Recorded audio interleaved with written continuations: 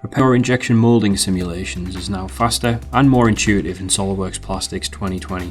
You can now define more setup criteria and parameters directly to the 3D model without the need to first mesh any geometry. Domains define the physical elements of your design and are used by SOLIDWORKS Plastics to define what to simulate on each component.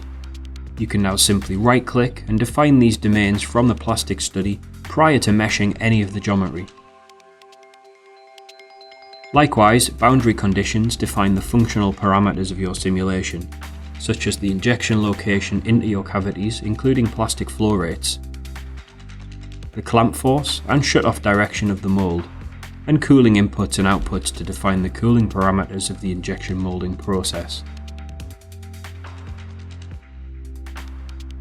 Just like domains, these boundary conditions can now be applied directly to the three-dimensional model without the need to first mesh any geometry. This saves you time in setting up your plastic simulations and also allows the domains and boundary conditions to update when changes are made to the 3D model.